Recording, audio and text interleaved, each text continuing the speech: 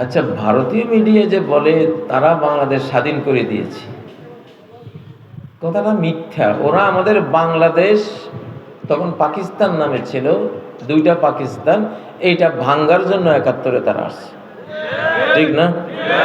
বদনিয়ত, কি নিয়ত? বদনিয়ত।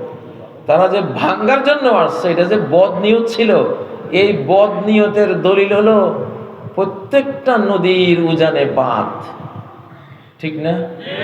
ন্যাক নিয়ত থাকলে আরো নদীর জঙ্গল টঙ্গল সাফ করে দিত, বালু টালু আরো যাক, পানি বেশি করে যাক, ঠিক না? প্রবাহটা আরো ঠিক করে দিত, ওটা ছিল ন্যাক নিয়তের দলিল, তাই না? প্রত্যেকটা নদী, পানি হলো জীবন, ঠিক না?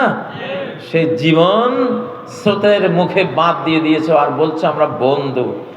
এরকম বন্ধু আমাদের, এরকম বন্ধু দিয়ে আমরা টয়লেটের পানিও উবাই না, ঠিক না বে? ঠিক। সি সি সি, এটারে বন্ধুত্ব কয়? বন্ধুত্ব শব্দটাই নষ্ট করে দিছে এরা। হ্যাঁ, কি বলেন? লিল্লাহে তাকবীর। ও ভাইয়েরা, সালাত, আরহনা বিসসালাতে ইয়া বেলাল। ও বেলাল, এই কাদামাটির পৃথিবী,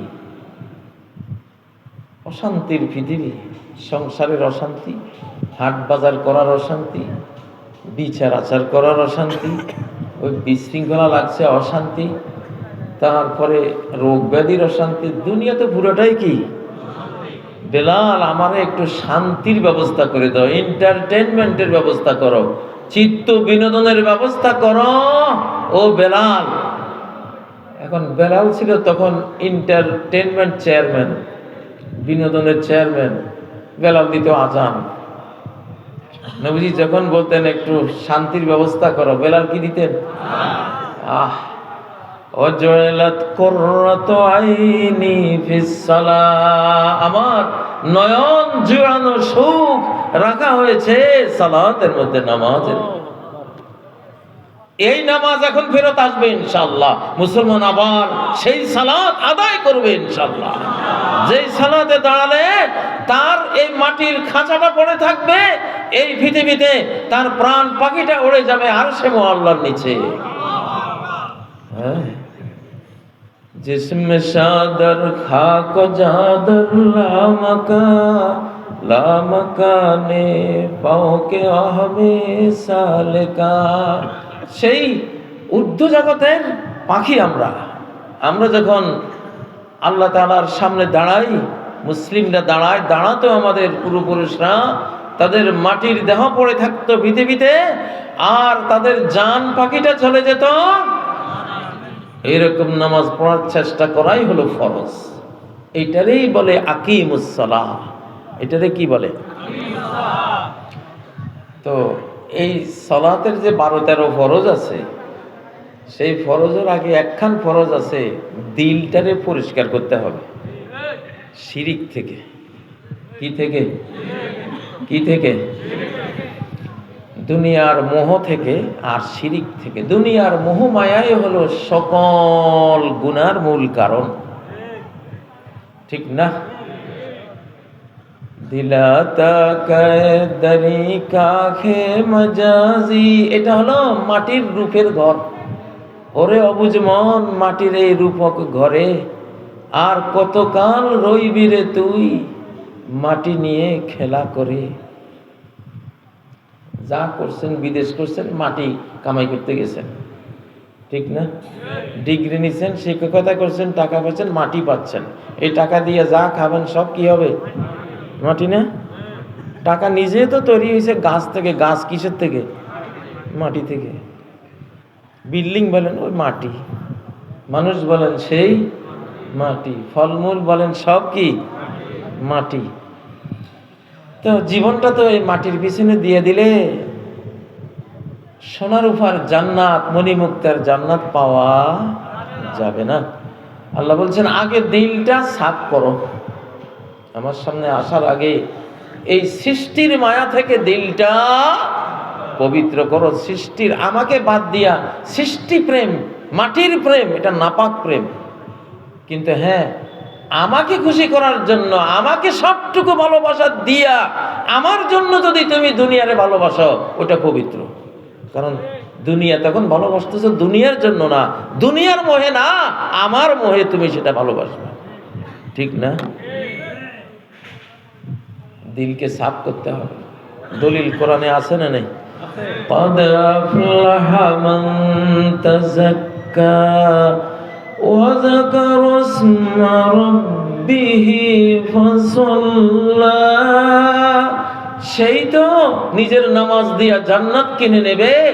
আগে যে নামাজের আগে, সালাতের আগে তাজাক্কা, আগে পবিত্র হয়েছে, মনটাকে মন থেকে দুনিয়া বাহির করে দিছে। মন থেকে 1000 টাকার নোট, 500 টাকার নোট, 10 টাকা, 20 টাকা, 100 টাকার নোট, সোনা রূপা, ডলার, ইউরো, আগে এগুলি মন থেকে 5 তলা বসত বাড়ির মায়া, কত মায়া, ঠিক না? জমিদারির মায়া, নিজের স্ত্রীর মায়া, 8 জিনিসের মায়া দিল থেকে আগে বের করতে হবে। কয় জিনিসের?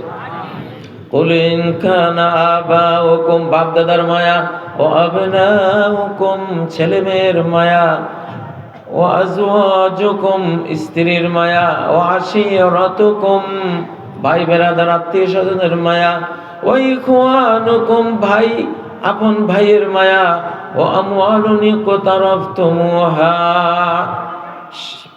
সঞ্চিত সম্পদের মায়া, ও তিজারাতুন তাখশাউনা কাসাদাহা, ব্যবসা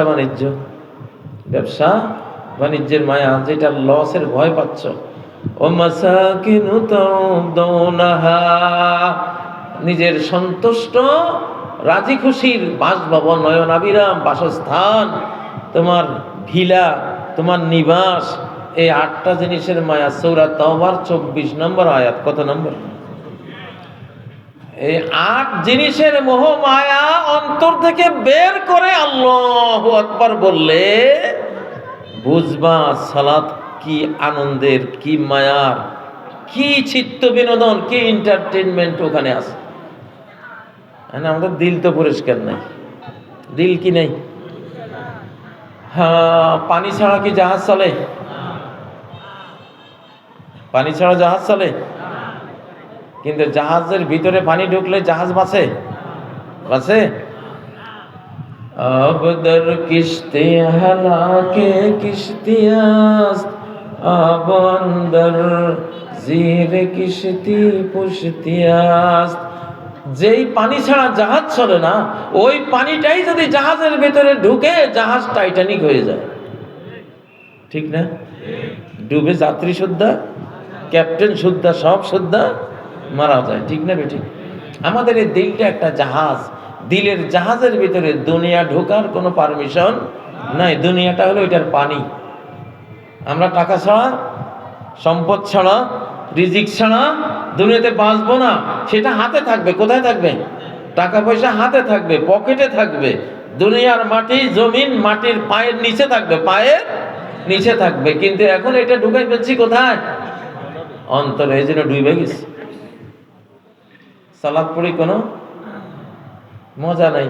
সালাতে দাঁড়াইছি, দোকানের হিসাব মনে আছে, দোকানের হিসাব। কারণ 24 ঘন্টা দোকানদারি অন্তরের মধ্যে ঢুকাই রাখছি।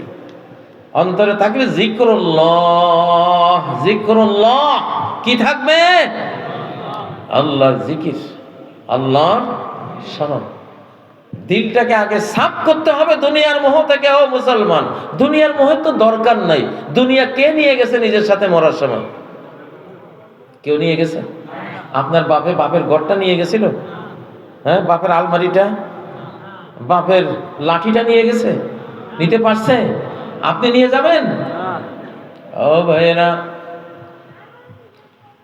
সালাতের মতো সালাত যদি পড়ো, মুমিনের মতো মুমিন যদি হও, আল্লাহর কুল কায়নাত তোমার খাদেম, তোমার সেবক।